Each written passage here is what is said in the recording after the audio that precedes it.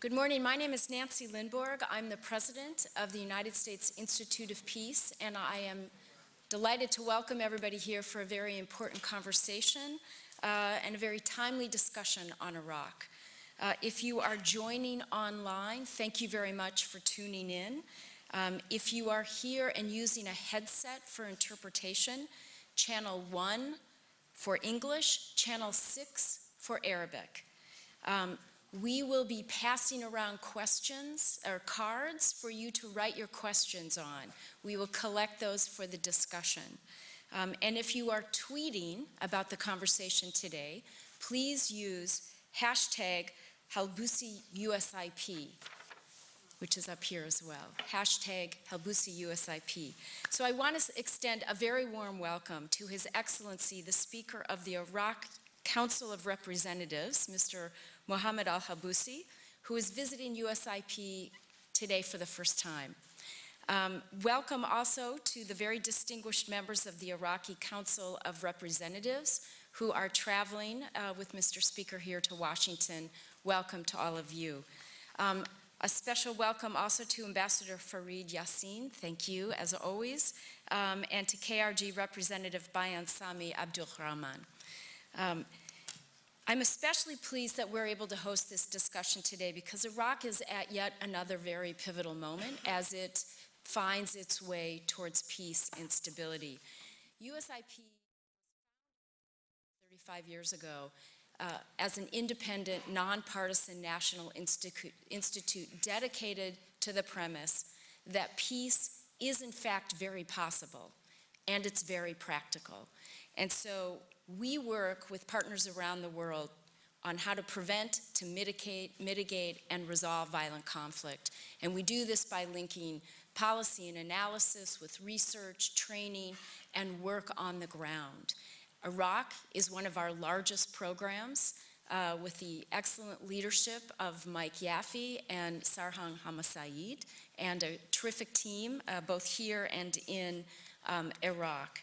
And based on our experience and our research, we know that peace requires, a sustained peace requires working both from the top down and as importantly from the bottom up. So we work with our Iraqi partners to forge agreements between local communities to reduce communal tensions, to prevent violence, and to support the safe and voluntary return for displaced Iraqis in places like Tikrit after the Spiker massacre, Hawija, Tal Afar. We support religious minority communities as they recover from the devastation left after ISIS, particularly in the Nineveh province. And we're conducting communal dialogues and analytic work in Anbar and other parts of the country. And finally, we work with Iraqi leaders around the country and from the diverse community as they seek a more lasting peace. It has now been a year since Iraq declared the military defeat of ISIS, and since then the Iraqi government has continued its progress by protecting the Iraqi people from ISIS, and they've enabled the return of more than 4.2 million internally displaced people to return home in Iraq. Speaker al-Halbousi's presence here in Washington comes as Iraq has also taken the very important step of holding national elections, which it did in May of last year, and subsequently electing a new parliament and forming a new government. Mr. Speaker and members of the delegation, congratulations on these very important milestones. I met Speaker al-Halbousi a little more than a year ago in Iraq when he was still the governor of Anbar province, a position he held from 2017 to 2018.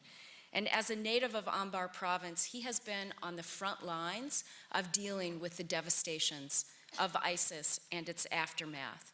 And when we met a year ago, I came away very impressed with how pragmatic, how energetic, how engaged he was with the complex challenges that his communities faced as well as elsewhere in Iraq, including how to balance security and social cohesion as the government removed barriers of return to displaced Iraqis.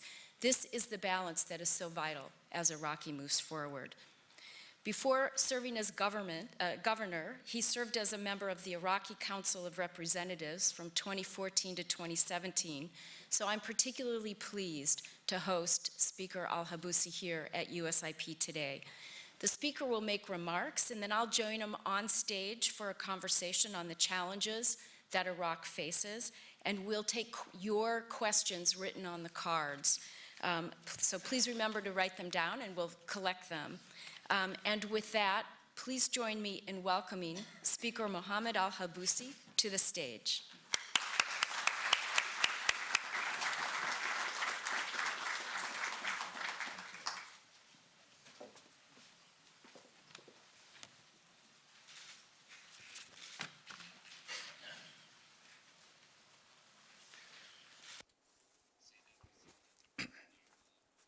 Ladies and gentlemen, decision makers, and dear experts, good morning to you all. I would like to thank you, to our friends at the Institute of Peace, for their kind invitation, and hope to come out from this meeting with specific results that help to create a clear and joint vision serving the goal of strengthening the relations between Baghdad and Washington and promoting world peace. I am more than pleased to listen to you, the opinion of the elite, about the new challenges, and I will try to present a number of ideas in a general framework, and then I will be happy to listen to your ideas, your questions, and interactions.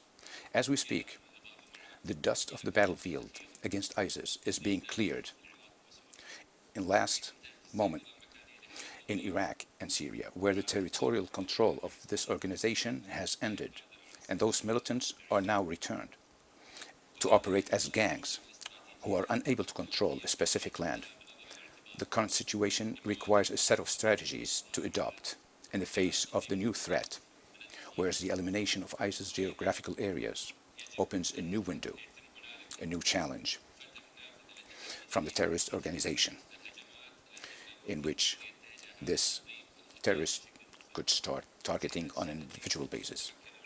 Ladies and gentlemen, one of the most serious challenges facing the world during this period, this terrorist organization, Iraq has fought this organization on behalf of the world, of the entire world. And we did this with the help and the partnership with the world led by the United States International Coalition. One of the most serious challenges facing the world during this period is the phenomenon of Islamophobia. It is an attempt to provoke and dismantle societies and create terror of the new kind, no less dangerous than the terror of ISIS, if it is not complementary to it as far as vision and implementation. However, we are confident in the wisdom of the civilized world in dealing with it. And one of the best examples is the New Zealand government, set as an honorable example of how to deal with such a crisis over the past weeks. The project of the reconstruction of the liberated areas does not only mean the rebuilding of urban areas. It is equally very important to work of the local peace building and protection of diversity in these areas, and work for a safe return of IDPs, particularly minorities, who are trying to obtain asylum in some Western countries. From here, returning of stability of this consists of the diversity and a peace of community and security and safety. We cannot do it alone. We need the support of the international community and its cooperation to enhance stability in these areas. Iraq has been working hard recently to control proliferation of the weapons and restore normalcy to citizens and cities by demilitarization of these areas, and provide a legal and formal framework to those who fought alongside the army and the security forces. We are now currently working in cooperation with the executive branch in order to narrow the illegal carrying of weapons and those who illegally use military titles of the fighters against ISIS by closing the security or the economic offices of these groups, whether in Baghdad or other provinces. No one denies that there are still problems between Baghdad and Iraqi Kurdistan region. But believe these problems today, they are at a minimal level, and the relationship between the IQR and Baghdad is witnessing a remarkable development through communication between the IQR and leadership and the Iraqi government. There has been an agreement on the set of solutions related to some issues that were disputed before, like the budget and the administration of the disputed areas. I believe that the presence of His Excellency President Barham Saleh in Baghdad and the great communication he has with the leaders of the IQR will provide an appropriate and important opportunity to resolve these problems. There will be an opportunity to resolve these outstanding problems. Also, the problems in the Middle East are getting increasingly more complicated and complex during this period. It is undeniable that the echoes of these problems will affect all the countries in the region. Iraq now is in the eye of the storm, and we are working inside Iraq to formulate and try to formulate an Iraqi vision on how to deal with the regional crisis based on the Iraq first strategy and keep Iraq away from these problems. However, the regional conflict will increase day by day, and it is very important that the wise people in the region and the world to act in order to create an opportunity for dialogue between all the conflicting parties. One of the first problems that will play a critical role in the next stage is the Palestinian cause and the increasing tensions following the United States' signed announcement to recognize the sovereignty of the Israeli entity over the Golan Heights.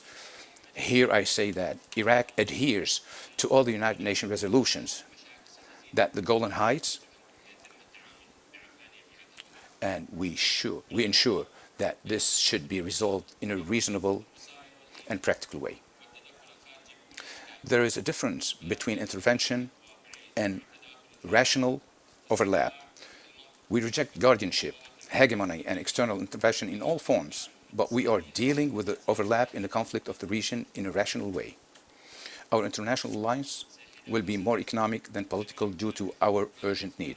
Ladies and gentlemen, the sectarian issue is no longer a threat in Iraq at all. There's a social fabric between all components. We have left behind us sectarian problems for good. But some political parties and individual political components, from time to time, the sectarian issue, to use it and abuse it in an attempt to gain an electoral basis. This will not give any of these parties or trend opportunity to return to political life again. The Iraqi people does not trust these parties anymore. Delays in the completion of the formation of the Iraqi government are not about conflicting interest. There's a personal stubbornness and a will of fight between the blocs. I am working with my brothers, the Prime Minister and the President of the Republic, as well as leaders of the bloc. And when I return to Baghdad, we will definitely finish the appointment and assignment of the two most important ministries, the Defense and Interior. There is no hindering and no delay in this portfolio, but this is one of the priorities of the government of Iraq and the Parliament of Iraq as well. Ladies and gentlemen, we are still waiting for the countries that pledge, the donor countries that pledge support to us in the reconstruction conference in Kuwait. And I cannot hide my disappointment because of the reluctance of some to fulfill promises made during the conferences. And if Iraq is not supported by these promises, investments in grants and funds, Iraq will not be able to achieve the reconstruction project. Iraq has fought on behalf of the world, of the entire world. We lost a lot of the infrastructure due to this war, and we look forward that all our friends in the world to adhere to their promises, to reconstruct and help in the reconstruction effort in Iraq to bring it back to stability and normalcy. We are trying to attract international companies, particularly the strong and the huge companies in the United States, and we welcome them at the political or the social level to bring them to the investment sector. Some would wonder, like the bureaucracy in the state institution or the corruption that has resurfaced recently as a phenomenon. But I tell you, and I assure you, that the three presidencies in Iraq, we have a clear vision to fight corruption. We will somehow have a package, a strict package, and the executive branch will absolutely work in fighting this corruption away from the partisan quota. And the Iraqi citizen will definitely help in facing for combating this corruption.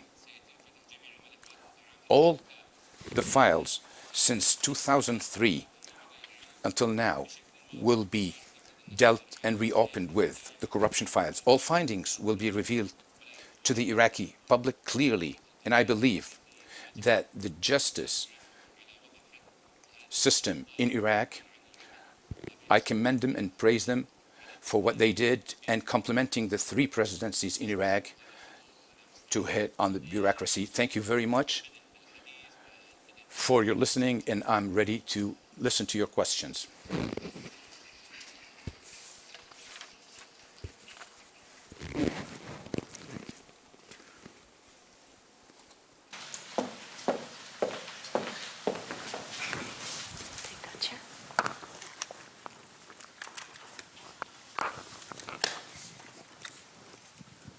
Mr. Speaker, thank you very much. Thank you again for joining us and for those comments. You have had a very busy visit here in Washington, D.C. so far. I understand you've had meetings with Speaker Pelosi, with Secretary Pompeo, Vice President Pence, members of Congress, other members of Congress, Acting Defense Secretary Shanahan. Can you give us a flavor of how those conversations have gone and how you see this visit setting the stage for the future relationship between the United States and Iraq?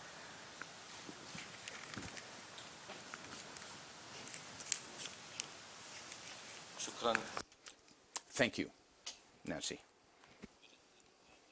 We found a very much welcoming here in the United States. They welcomed us greatly. And I ensure that these conversations will contribute to help both peoples, the Americans and the Iraqis, and the joint efforts that have been in the past and still going on between the United States and Iraq, and in general with the international community. We were partners in the fight against ISIS. Just like I said, we defeated it. We defeated this extremist organization with the help of everybody, the international coalition led by the United States, and we appreciate that very much.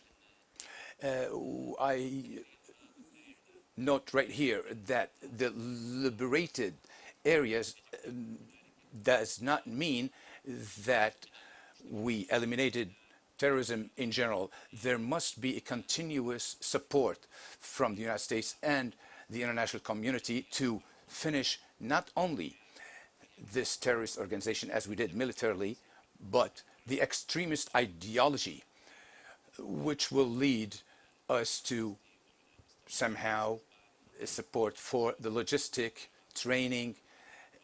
And this is very, very important for the armed forces, the Iraqi armed forces. There's a big understanding in Iraq that all the three presidencies in Iraq, the executive branch, the legislative branch, led by Prime Minister Adel Abdel-Mahdi and His Excellency, the President of the Republic, Barham Saleh, we all are united in our effort to work with the international partners and the international coalition to defeat this extremist organization once and for all.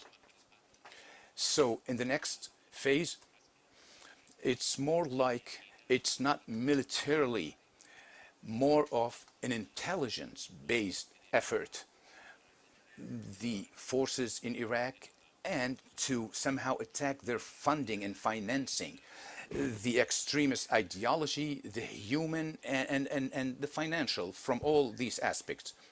There are so many parties that hurt Iraq because they gave them the incubator they gave ISIS the incubator to flourish in the past.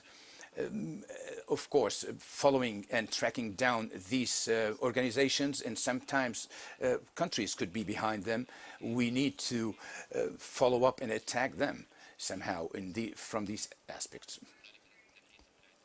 The United States is welcoming, of course, and I ensure all the people that you mentioned, Ms. Nancy, like the conversation with Speaker Pelosi and Vice President and Acting Defense Secretary, all of them, they are so much on the same page to help Iraq and work hand in hand to work in all aspects, economy, investment, security, and militarily efforts and partnership to finish off the extremist ideology or organizations and reconstruction of the liberated area and create a work opportunity. This is exactly what our conversations contained, and I found that a very great positive vibe from the United States.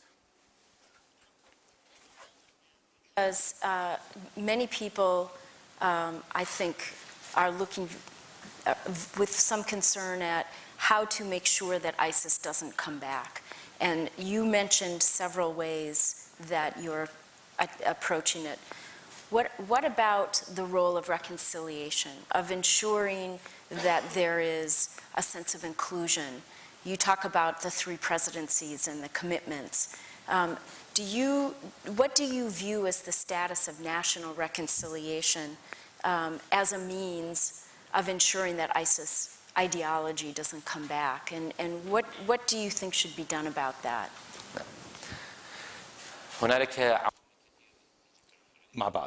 There are too many elements to stop the return of ISIS, or we have to deal with the causes that brought this organization and this ideology, extremist ideology, social and humanitarian issues.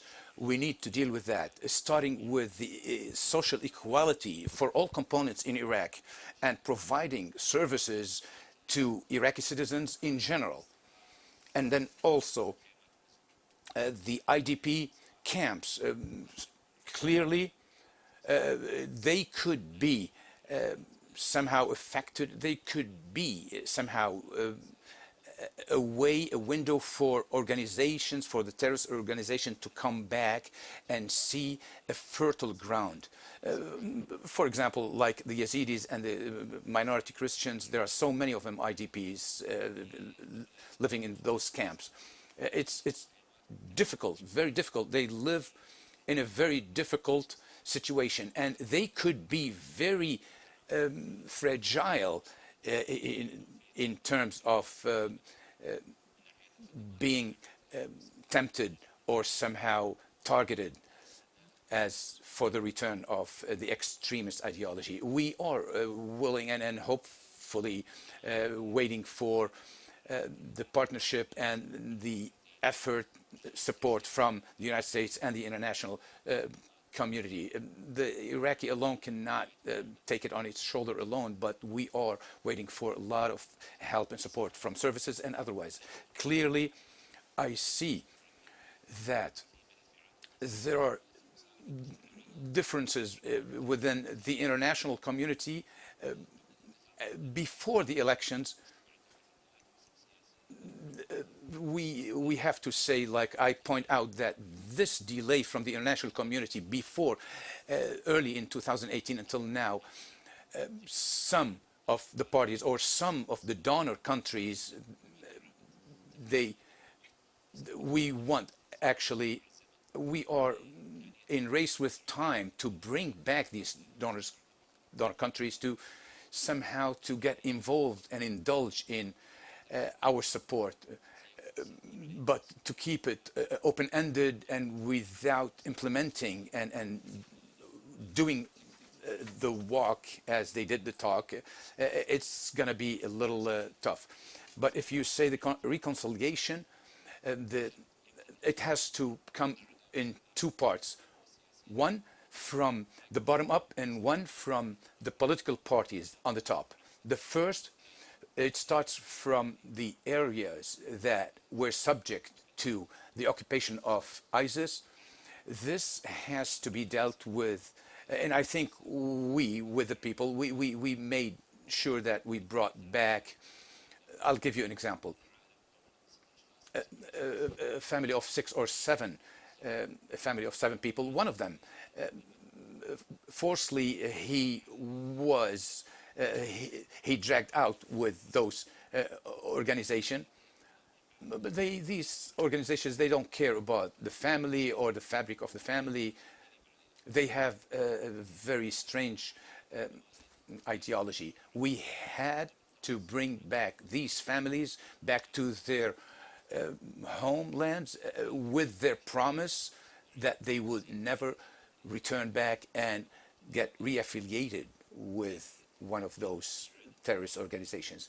We taught them how to re-educate them, awareness campaigns, to know how they rebuilt their areas and to reconcile with the people who never been subjected to affiliation with the organization, with the terrorist organization, whether they were militant or whether they were civilians. That's a part of the reconciliation. We bring them together. And another reconciliation, we need support of the international community in I would say, like in a component like the Nineveh plain, and these areas, they are so much interacted with each other, these components. We have to start at the political level, of course, from the top down. We will work with the legislative and the government and the international community to split the humanity aspect from the elector aspect. Any pragmatic election issue, they have all the right to elect anyone that they feel that would represent them. Whether it's it could affect negatively, but we have to respect that. Whatever they want to elect, or the humanitarian and election aspects are two separate things.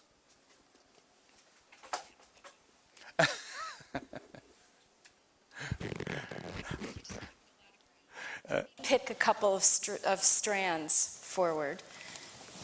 The first follow-up is you mentioned the religious minorities or components, as you say in Iraq, who are truly facing existential concerns. Just a moment, please. Right there. Is it on? Yeah. No. You mentioned the religious minorities or components, as they're called in Iraq, who are facing what many consider to be existential challenges. And this is clearly a topic of some focus within Iraq, here within the United States as well. How are you as speaker and other political leaders approaching the concerns of these religious communities about their ability to exist in Iraq, their security concerns, their inclusion in decision making?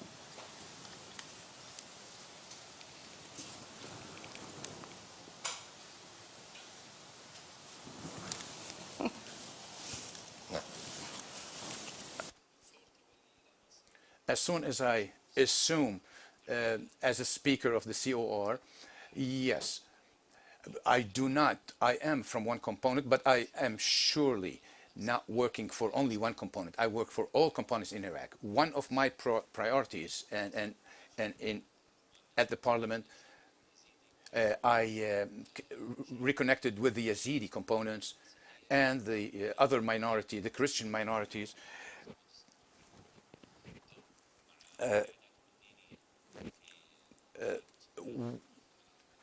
whether with their religious leaders or their political leaders. I continuously work with them, is that to let them know that all the representation is completely for Iraqis, not only their own components. One of Iraqi's characteristics is that all Iraq has multiple components: Arabs, Turks, everybody, Saiba, Yazidis. What we find is that Iraq's distinguished from others is that it contains all these components.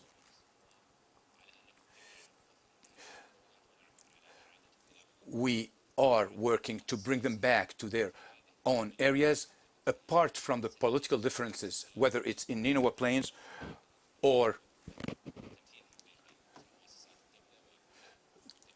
to have exactly a real representation in the state institutions, just like the other MPs that I mentioned, that they have a real representation.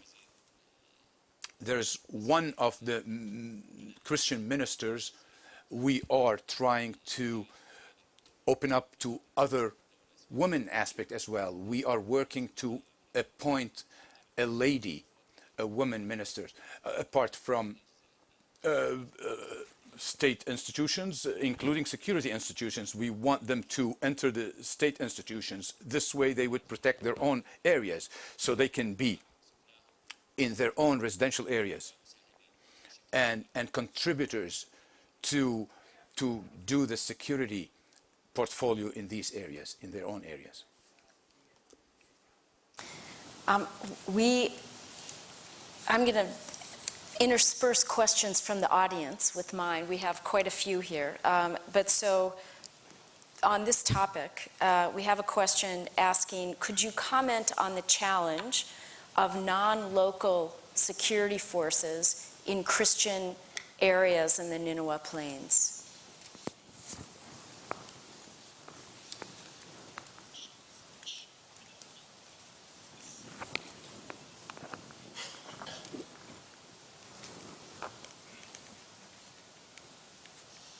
نعم. نعم تحدثت بشكل. Yes, I quickly pointed out to talk about these people, the residential of those areas, to be contributor in the army, in the security, the national security, and the intelligence. In all these services, we want them to protect their own areas. We have an action from the Prime Minister to have a representation from these components inside their own.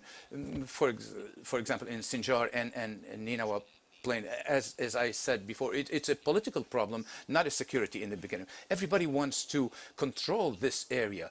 Electoral, I don't deny that there also is an external somehow intervention to affect these areas. But what we are doing is working in these areas to have their own people get involved and indulge in all these institution services. Because Iraq's popular mobilization forces played a very large role in the fight against ISIS. And there are many who view their role with much appreciation. There are others who have concerns that these groups may have links to Iran, they could undermine the Iraqi state longer term. What do you see as the future of the popular militias, the PMF? No. Yeah, PMF is a group or volunteers who answered the fatwa, the highest supreme religious fatwa in Iraq. They offered a lot of sacrifices in this area. Yes, there are some of them that are linked to the PMF, and there is a direction from the Iraqi security armed forces to deal with this, to have only one unified commandership. Some of the PMF groups are in some areas, but not only PMF in these areas. I repeat again and reiterate, it's a political problem, not security. There are so many parties, some international terrorist organizations that they enter in these areas, and we hope that we will solve this problem locally and internationally or externally. International intervention somehow hit an imbalance in this area. Some of them are, I tell you, like either Christians or Yazidis are part members of the PMF, use it to attack their opponents or their foes. But what we want is like the police, that they are only loyal to the country, to the state institution, not to one component or the other. It's not welcomed from the people of the area, for example, like in Sinjar or Nineveh Plain. But Iraq alone cannot face this challenge. The ISIS, when it occupied part of Iraq, they did a lot of mess, and then they pressured Iraq, and then some other countries are using this aspect.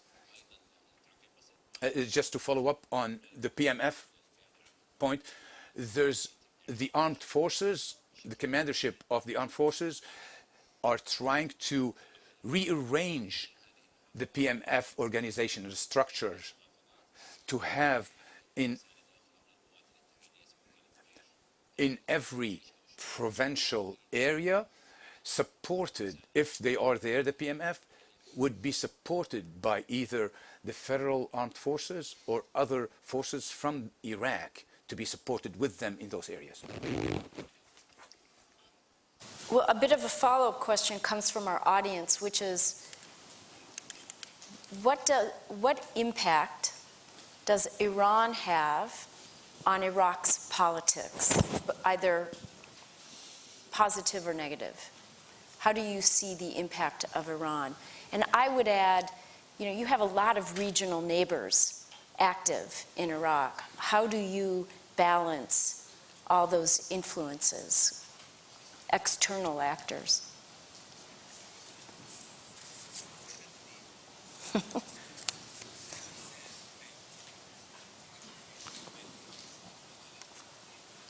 ممكن اعرف صاحب السؤال حتى اتحدث وياه وجها لوجه.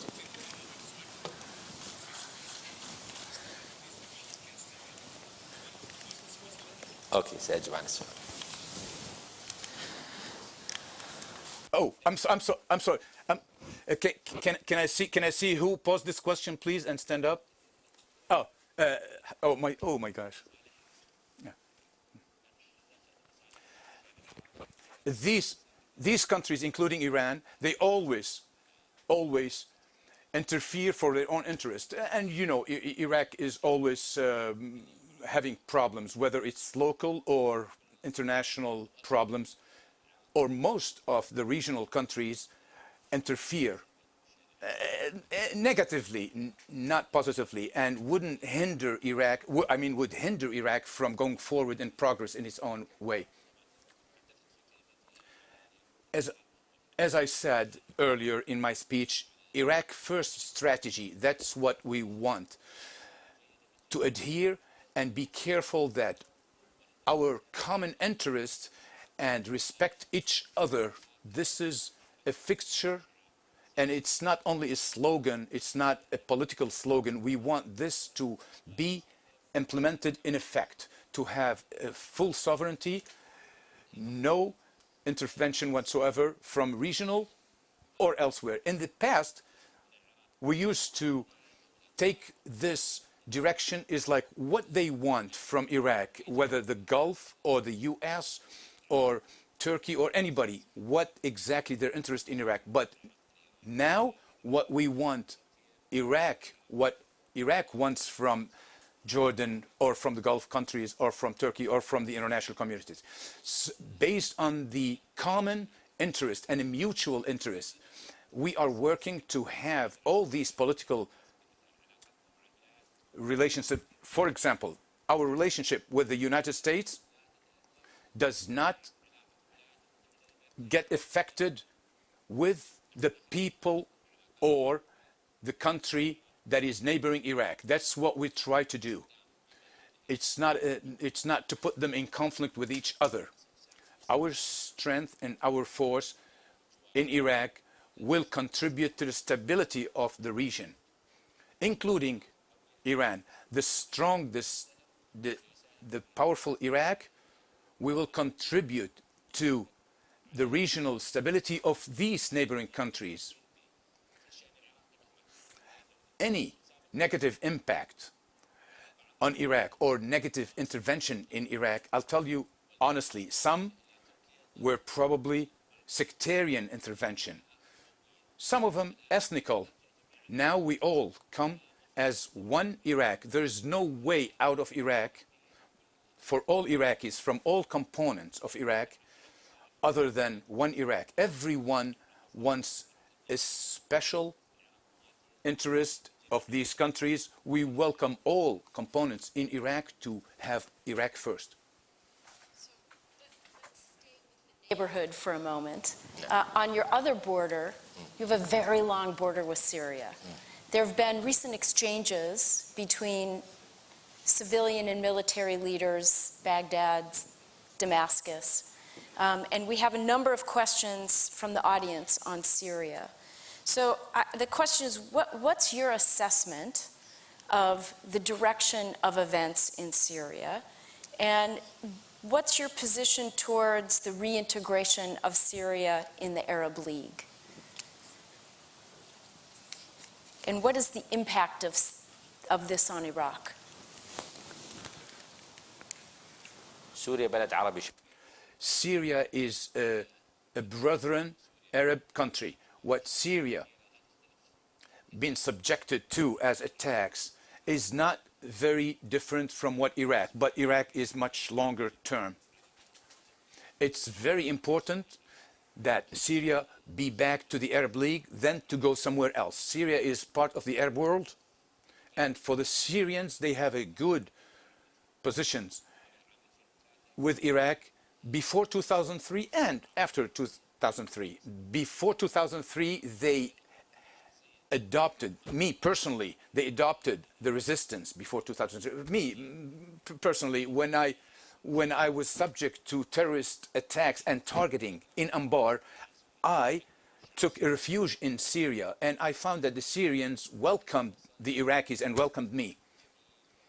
And we have to return back that favor, and we have to work to strengthen their unification, to have the people of Syria to support, for them to decide their own political future and who is going to be their leader. That's their own decision, and it's for our benefit as in Iraq and Syria to clear Syria from all terrorism and extremism organizations.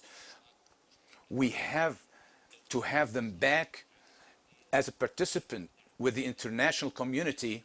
I myself invited the speaker in Syria to come to Iraq and visit Iraq in April to have a joint conversation with him at the parliament level, and I extended an invitation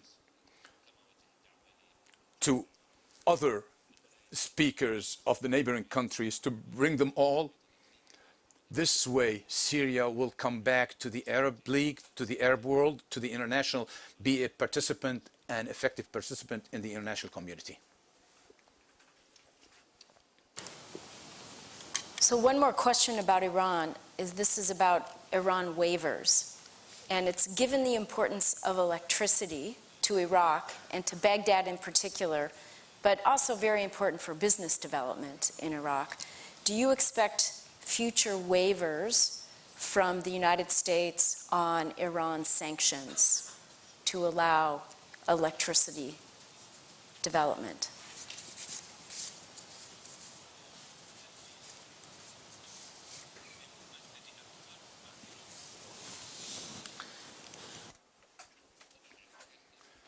The situation in Iraq is distinguished and different how to deal with Iran than any other country is dealing with Iran. 1,400 kilometers, that's our borderline with Iran. We do not want any problems between Iraq and Iran, just like we don't want any problems between Iraq and Turkey or Iraq and Jordan or anybody else. But unfortunately, until now, we have not come up and stood up economically in Iraq. We are still importing power and electricity from Iran. I think 30% of what we use in Iraq is imported from the neighboring countries. Even though we are an oil producer, but we're still using how to burn gas associated with, but what is the alternative? We're still at a primitive use of that. What is the alternative? If we don't have any sanctions associated with Iran on us, we have a breather somehow. We can use and the resources of Iraq. We are against all sanctions, by the way, but we are trying to have our own decision, purely economic and sovereign economic from our own decision makers. Hopefully, I think this waiver will be extended in order to allow Iraq to stand up on its feet economically because the associated gas and oil, it takes probably up to 3 years. With this 3 years, after this 3 years, maybe if we see and look at Iraq as economically independent and we don't need to import power or electricity from the neighboring country, maybe we can address this issue after 3 years. But as of now, we are working to have Iraq independently in economic aspect.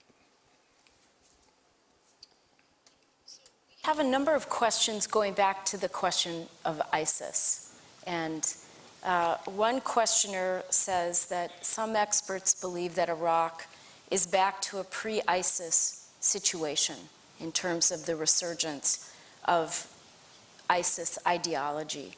And the question is what are the practical steps that are being taken to ensure that the concerns of the Sunnis are taken into account, that there is more inclusion?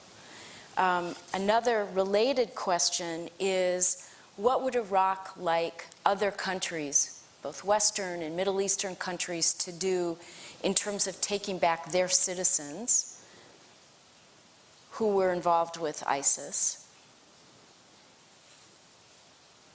And I would ask for your assessment of what is the magnitude of the problem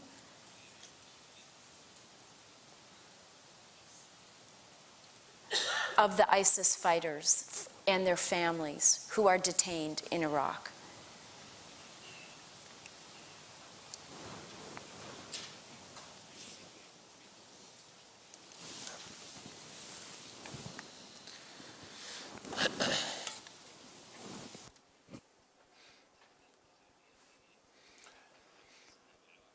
I ran in my electoral campaign in one of the largest provinces in Iraq, in Anbar. The people back then, yes, everybody had civic duties and responsibilities. But we believe that all people have to contribute to build this Iraq, and then the Iraqi institutions would give everybody an equal right. This has been somehow found an ear to have everybody, every component, to have participants in all the state institutions, administrative, security, without being concerned or having disappointed as second-class citizens. There has been in the past, or there had been somehow a partisan. It wasn't a sectarian differences or discrimination, but rather partisan discrimination. Some would have more influential in one party than others. The Shia were not somehow beneficiaries of that area in the past, but purely and in fact they only worked from a partisan vision. These conflicts, the inequality, implementation of law on some and not others, services and support that go to one province and not the others, and as well as international intervention supporting one province, not the others. These problems that created problems between the provincial administrations and the government, the federal government, but we are working on that. They did not have a real representation for those components in those provinces, or to have a real partnership with their brethren provinces or at the external or international level. Now, currently, we have to have equality in this society, to have a fair share for everyone. So the components should not feel that they are second-class citizens. None of them. No component. What differentiates one citizen from the other is his performance or her performance, but not the idea of that person. Just like I mentioned before, to stop somehow provoking and inciting the people who were oppressed, someone who took advantage and abused the oppressors. And this is what we want to stop, because this is an incubator to destabilization of security in Iraq and in these provinces and regions, whether it's a human or ideology or finance or military. I don't expect anybody, everybody, even the countries around us. Now it is our opportunity. I take responsibility as a speaker. And the MPs, they all take responsibilities. The Prime Minister, the President of the Republic, everyone has to take responsibility to establish a civic equality. This phase is different than every phase before. It's unprecedented. The only thing that when ISIS came in, this came out positive out of the defeat of ISIS, because all Iraqis came as united. They are united at one group. We don't have to go back to square zero. We have to support the provinces equally and to stop funding the external ideology in all of Iraq. Like you said, Miss Nancy, the foreign fighters, anyone militant that contributed or hurt Iraqis directly or indirectly will face justice in Iraq. And the Iraqi justice is basically straight to the terrorism act. Some probably were ISIS members outside of Iraq. If they had impact or directly were involved inside the Iraqi territory, will face justice in Iraq. And I think the punishment is really, really harsh. Different than someone who is not an Iraqi citizen. Others, Western nationals, they will be taken care by their own countries. I think everybody knows how to bring back their nationals, and Iraq will be so careful in taking to justice all these militants, but also their countries know exactly how to apply their own laws and their own justice on their own nationals who were members of this extremist organization that hurt Iraq. We will ask for compensations from foreign nationals who did hurt Iraq directly or indirectly. This is a right for Iraqis to compensate families who lost their properties, who lost their family members, all because of this ISIS. Low on time, and I want to squeeze in two more questions. We have a number of questions related to the relationship between Baghdad and Erbil. And maybe you could comment on whether you think the new parliament will bring any developments on the issue of Article 140. And maybe you could just briefly say if you think it will and what 140 is and how that's important.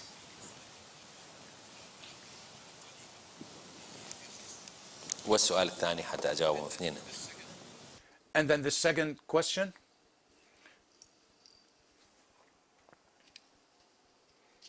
And then the second question, Ms. Nancy. I ask about question two. The second question is a good question to end with. Okay, I will answer about the Okay. first. Okay.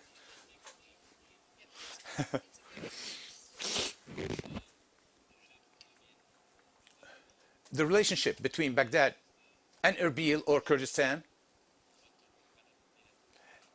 it was somehow, now I think it's much, much better than how it was before. There is an intention in Baghdad to have an understanding with the IQR, the Iraqi Kurdistan region, and vice versa, the same thing with relationship to everything. Since 2014, every year we had problems with the budget, with the federal budget, because it was not clear. Every year it comes back and revisit the same thing. How can we have this positively impact either in Baghdad or the IQR? Every now and there, every year it come back. But this year is much, much better than everybody before. We have somehow compromised from Baghdad to Erbil, and Erbil gave some compromisations to Baghdad to agree as 2019 to have resolved all the outstanding problems between the two. The biggest one is the oil problem. There's clear differences on the contracts. In IQR, for example, the contracts are partnership contracts.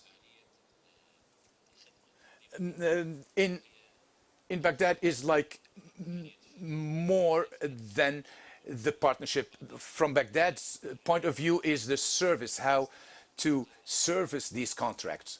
This is how we're going to negotiate in the next phase as a political party or as a political entity. We have to work on that. It'll be always a problem, but both sides, they have to compromise in order to service the Iraqi people, the Kurdistan people. The intentions always there. The intentions are always there to resolve these outstanding problems. But I think because the IQR now is busy in their formation of their KRG, the Kurdistan Regional Government, after this, hopefully, before 2020, according to our schedule, from Baghdad schedule and the IQR schedule point of view, we have to deal with this. The 140 article by the Constitution, the COR, the Parliament, has to create a committee to address these. Clearly, there are still problems in these areas. Service problems. Some of these areas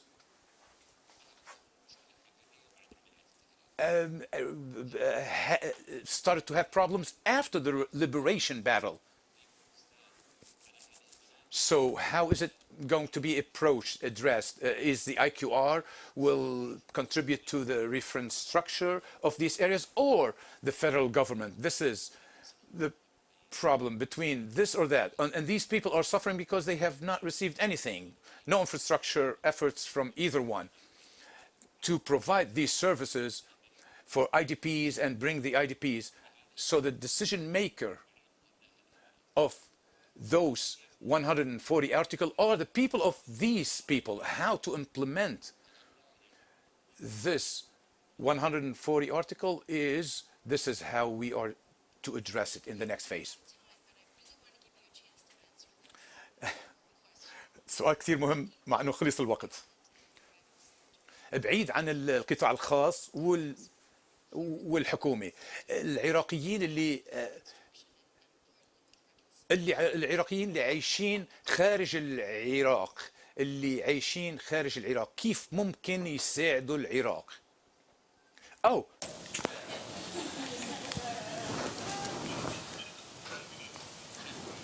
هاي رقم 6 موجود.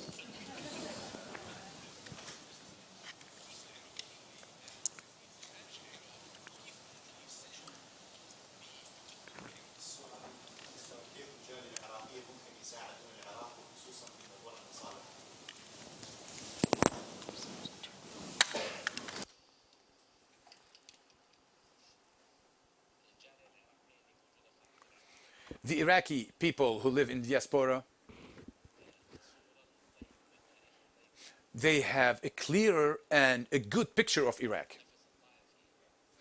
The sectarian aspect is much, much less outside Iraq. Even in Iraq, in the past, as soon as they leave the Iraqi borders, even if they are in conflict between each other, as soon as they leave outside, in generally speaking, the environment is much, much, much better. We just live, there are so many tribes in Iraq, for example. They are extended everywhere, in Sunni areas and in Shia areas. The Iraqi community outside Iraq, they have somehow to reflect that image. They will contribute positively in the civil reconciliation in Iraq. Some of them are dignitaries, some of them are artists, some of them are singers, some of them, and Iraq always remembers them and sees them as such. To bring people who are influential, academics, or artists, always by media, people inside, they receive always a comforting message that we are with you from the Iraqi diasporas. They receive always messages that we are with you, and in a positive way we are contributing.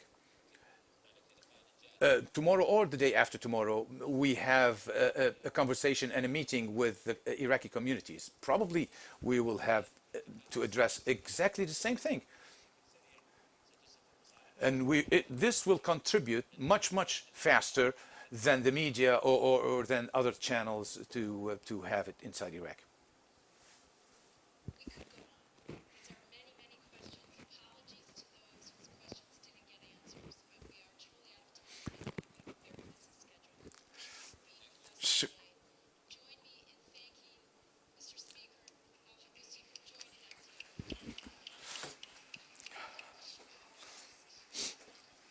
Thank you.